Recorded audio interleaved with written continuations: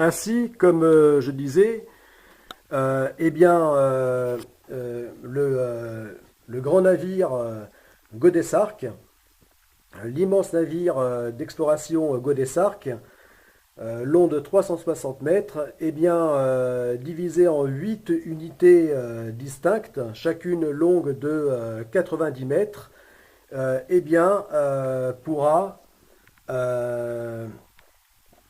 accéder aux endroits les plus difficiles d'accès pour les navires de mer, c'est-à-dire les navires océaniques, conçus pour la navigation océanique, eh bien, donc accéder à quasiment toutes les régions de la planète.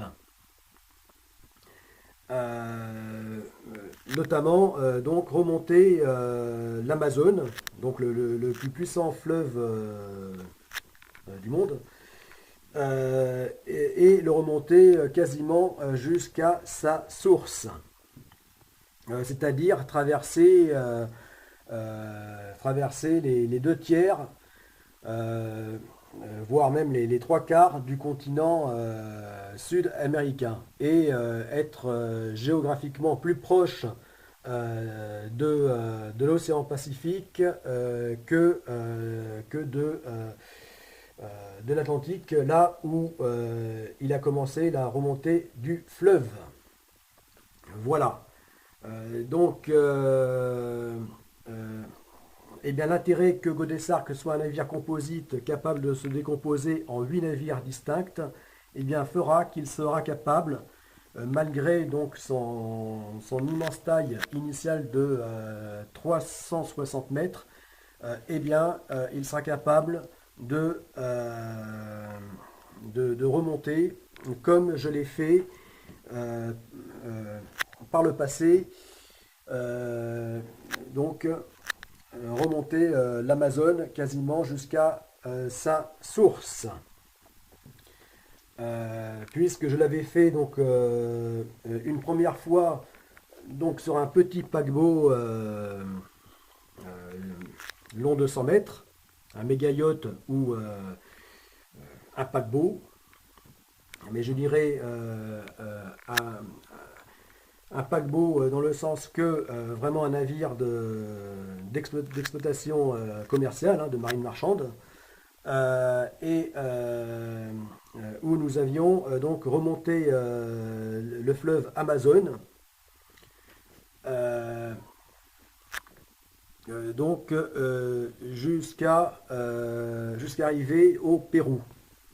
Donc en passant par Manaus, la capitale de l'Amazone, donc évidemment, et en remontant le fleuve, donc l'Amazone, très loin, donc jusqu'au Pérou et à Iquitos.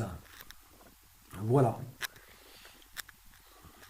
Donc autant dire qu'à ce stade, nous étions plus proches des montagnes d'Amérique du Sud que du bassin amazonien.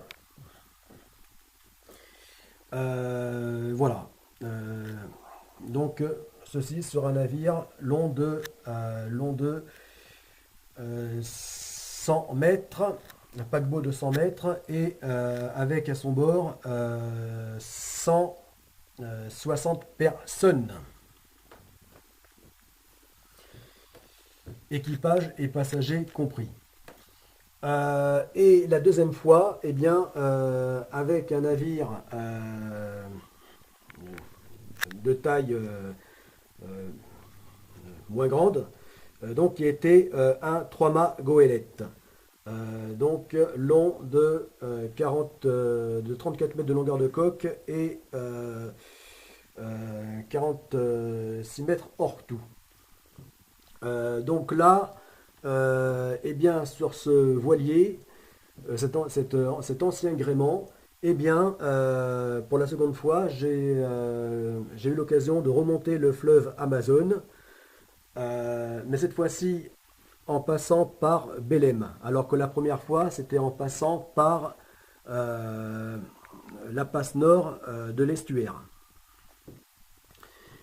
Donc là, la seconde fois, ça a été par la passe sud, par donc Belém, et donc remonter de ce fleuve océan, on peut le dire, tellement il est vaste, jusqu'à Manaus, enfin en passant à Manaus, et évidemment, et à partir de Manaus, eh bien, prendre le Rio Negro, c'est-à-dire l'autre embranchement de l'Amazone. Et,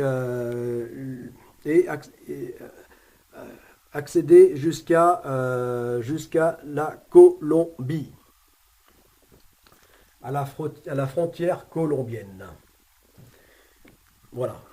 Et donc là, c'était jusqu'à Villa Betancourt. Donc, contrairement à Manaus, qui était l'une des principales villes du Pérou, je crois la deuxième après la capitale, eh bien, donc une vraie ville, eh bien, Villa Betancourt était vraiment un village, juste un village pour ne pas dire moins, hein, pour ne pas dire un hameau. Euh, voilà, et là, euh, euh, vraiment perdu dans la forêt, la forêt, hein, dans la verdure. Euh, donc dans la jungle. Voilà, mais qui était bah, vraiment on peut dire quasiment arrivé à la source donc du Rio Negro. Voilà. Donc ceci n'a été accessible que par la taille limitée du navire. Voilà, alors ben, c'est la raison pour laquelle je tenais absolument à ce que Godessarc puisse être un grand navire capable de se réduire en petit navire, afin de pouvoir accéder donc euh, à, aux plus belles régions, en tout cas les plus intéressantes régions de la planète. Voilà, donc, et ceci eh bien, est rendu possible grâce au fait que, eh bien, que désormais il est capable de se réduire en navire de seulement 90 mètres de long, de moins de 100 mètres. Ce qui fait que, à l'instar donc de ce petit paquebot de luxe long de 100 mètres ou du Trois-Mâts Goélette de 46 mètres de longueur en tout, eh bien, il sera capable de se faufiler donc vraiment jusqu'à si loin dans les terres.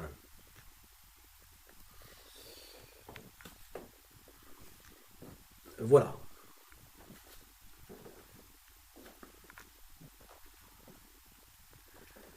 Voilà pourquoi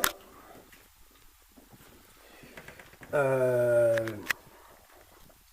voilà pourquoi je n'étais pas encore satisfait donc à ce stade de Godessarc pouvant se diviser seulement en deux navires de 180 mètres. Et avec leur énorme largeur de 60 mètres. Voilà pourquoi j'en suis arrivé donc à cette optimisation de pouvoir le rendre encore divisible, donc chacun par 4, donc en plus petits navires. Donc navire vraiment à taille humaine, avec seulement 130 personnes à bord, donc vraiment pour pouvoir accéder aux endroits les plus reculés et les plus délicats de la planète. enfin délicat en termes géographiques ou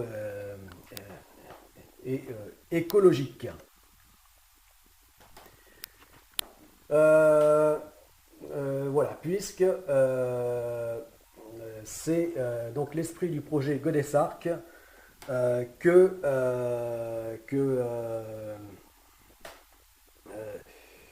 de pouvoir donc être un navire capable, un immense navire, donc vraiment taillé pour le large, donc pour l'immense navigation, la GOPRAC, la Global Ocean Pilgrimage Paddleboard Race Action Challenge, donc navigation qui devra durer pour soutenir donc cette course internationale autour du monde sans escale en paddleboard, et bien qui devra durer plus de 3 ans, ou encore 40 mois ou 1200 jours. Donc véritable navire donc capable de naviguer au grand large perpétuellement et ainsi rester au plus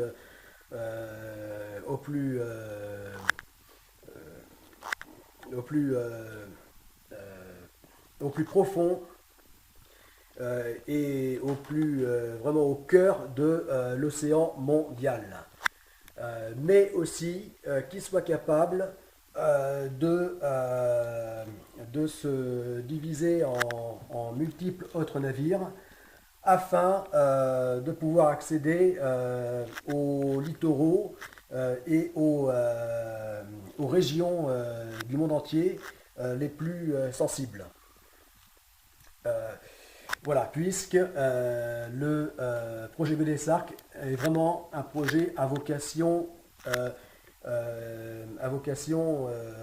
écologique, c'est-à-dire prendre conscience de l'environnement. Puisque nous, en tant qu'humains, nous sommes l'environnement. Si nous tuons l'environnement, nous nous tuons. Nous nous tuons. Voilà. Donc c'est ça, la nature du projet Godesarc, c'est de sortir de notre anthropocentrage, et c'est-à-dire sortir de notre vision fermée d'humain, donc d'essayer de voir autrement que par notre prisme du simple humain, et en essayant de voir le monde aussi donc par les multiples autres prismes du monde animal ou végétal, enfin des autres formes de vie. Et tout ça bien pour éviter l'écocide. L'écocide qui en ce moment ne cesse de s'emballer, qui est exponentiel et qui va nous mener fatalement vers donc l'effondrement. Voilà. Alors si nous voulons éviter notre effondrement, eh bien, donc c'est-à-dire notre disparition, eh bien, nous avons intérêt à être dans l'esprit du projet Godesarc. Voilà, de prendre en compte donc vraiment l'aspect écologique planétaire. Voilà.